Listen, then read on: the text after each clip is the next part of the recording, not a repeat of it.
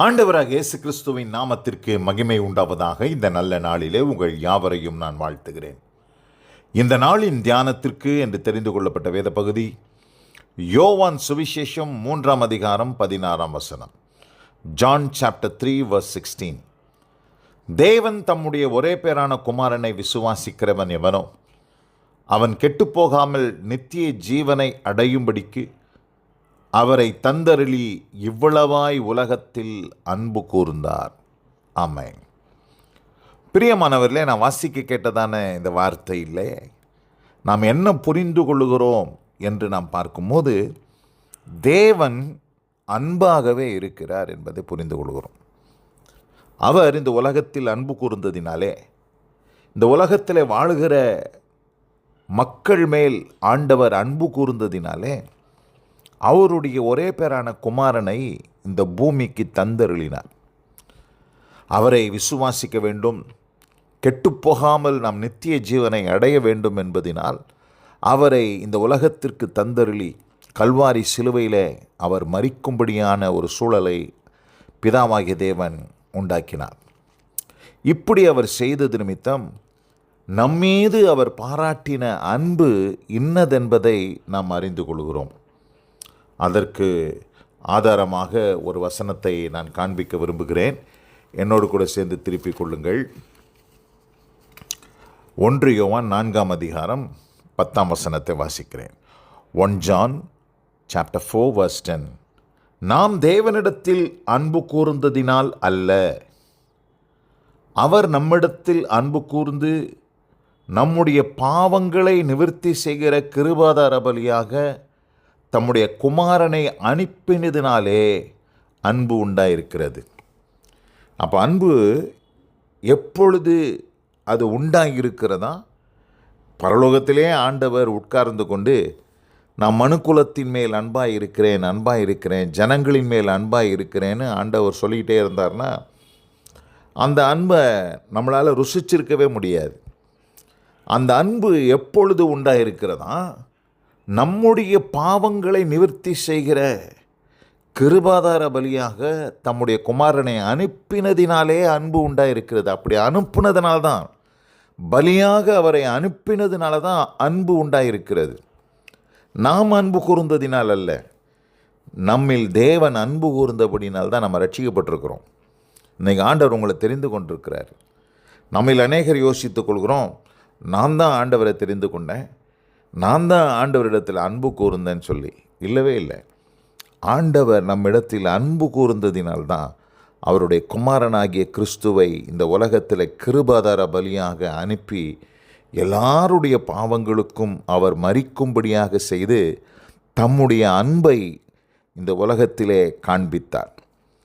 இது நாணயத்தினுடைய ஒரு பக்கம். ஆனால் இதை பார்க்கிலும் இன்னொரு வசனம் இருக்குது.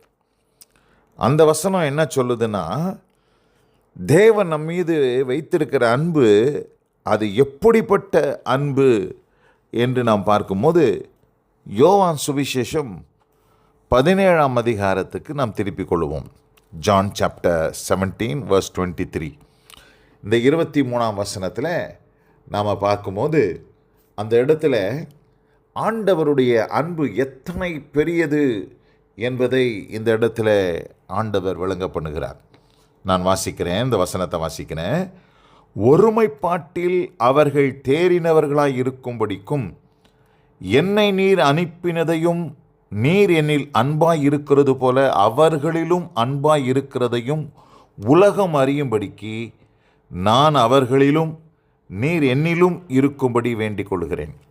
இந்த இடத்துல இயேசு கிறிஸ்து சொல்கிறாரு, அவர் இறுதியாக ஒரு ஜெபம் பண்ணுறார். பூமியில் இருந்த பொழுது அவர் கல்வாரி சிலுவைக்கு செல்வதற்கு முன்பாக இந்த 17 அதிகாரம் முழுவதுமே ஒரு நீண்ட ஜெபம்.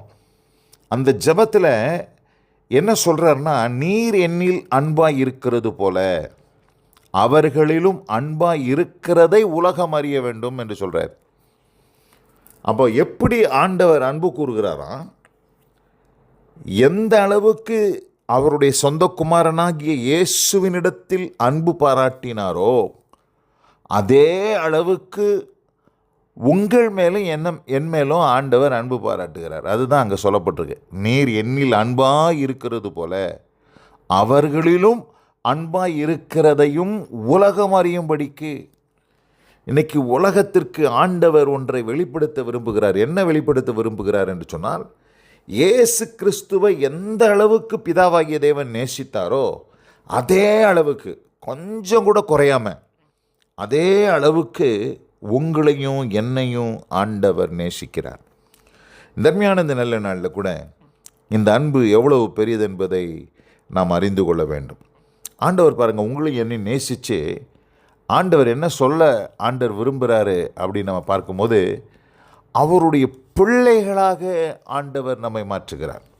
அவருடைய பிள்ளைகள், அவருடைய குமாரராக தேவன் நம்மை மாற்றி அப்படி அவருடைய அன்பை வெளிப்படுத்துகிறார் என்பதை நாம் புரிந்து கொள்ள வேண்டும்.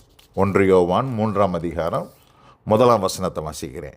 நாம் தேவனுடைய பிள்ளைகள் என்று அழைக்கப்படுவதினாலே பிதாவானவர் நமக்கு பாராட்டின அன்பு எவ்வளவு பெரிதென்று பாருங்கள். அப்போ ஆண்டவர் இயேசு கிறிஸ்துவை நேசித்தது போல ஆண்டவர் நம்மை நேசித்தார். முதலாவது நம்முடைய பாவங்களுக்காக அவர் மரித்து அன்பை வெளிப்படுத்தினார். நாம் அன்பு கூர்ந்ததினால் அல்ல. இரண்டாவது, இயேசு கிறிஸ்துவை எந்த அளவுக்கு நேசிக்கிறாரோ அந்த அளவுக்கு உங்களையும் என்னையும் நேசிக்கிறார்.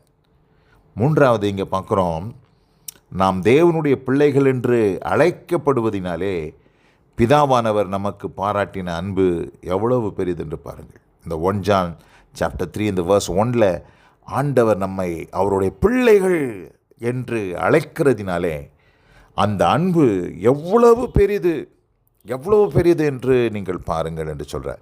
இந்த அருமையான இந்த நல்ல நாளில் கூட இந்த பெரிய அன்பை நாம் புரிந்து கொண்டு, எனக்கு யாருமே இல்லை, என்னை யாருமே என்னிடத்தில் அன்பு கூறுகிறதில்ல, என் மனைவி கூட என்னிடத்தில் அன்பு கூறுகிறதில்ல, என் புருஷன் என்னில் அன்பு கூற மாட்டேங்கிறாரு, என் பிள்ளைகள் என்னை விட்டுட்டாங்க, என் பெற்றோர் என்னை விட்டுட்டாங்க, என் கூட பிறந்தவங்களாம் என்னை நிராகரிச்சிட்டாங்க, என் நண்பர்கள், உற்றார், உறவினர் எல்லாம் என்னை கைவிட்டுட்டாங்க, யாருமே எனக்கு இல்லைன்னு ஒருவேளை நீங்கள் சொல்கிறீங்களா?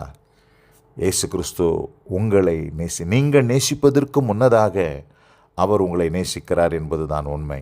இந்த அருமையான இந்த நல்ல நாளில் கூட கர்த்தராகிய இயேசுவை எந்த அளவுக்கு பிதாவாகிய தேவன் நேசித்தாரோ அந்த அளவுக்கு உங்களையும் பிதாவாகிய தேவன் நேசிக்கிறார் என்பதை புரிந்து கொண்டு இந்த நாளிலே உங்கள் வாழ்க்கையை அர்ப்பணிங்கள். கர்த்தர் உங்களை ஆசீர்வதிப்பாராக. God bless you all. ஆமென், ஆமென்.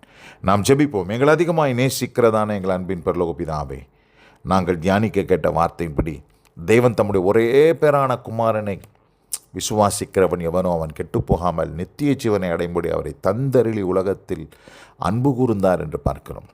அவருடைய குமாரனை கிருபாதார பலியாக அனுப்பினதினாலே அன்பு உண்டாயிற்று என்று பார்த்தோம்.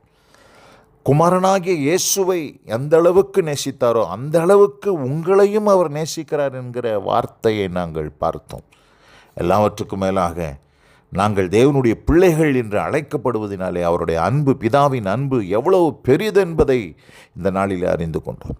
இந்த நாளிலே வசனம் கேட்ட பிள்ளைகளுக்கு இந்த வார்த்தைகள் அன்பு கூறும் தேவன் ஒருவர் உண்டு என்பதை அவர்கள் புரிந்து கொண்டு தங்களை அர்ப்பணிக்க கிருபை செய்தோம். இயேசு கிறிஸ்துவின் வல்ல நாமத்தில் பிதாவே, ஆமென், ஆமென்.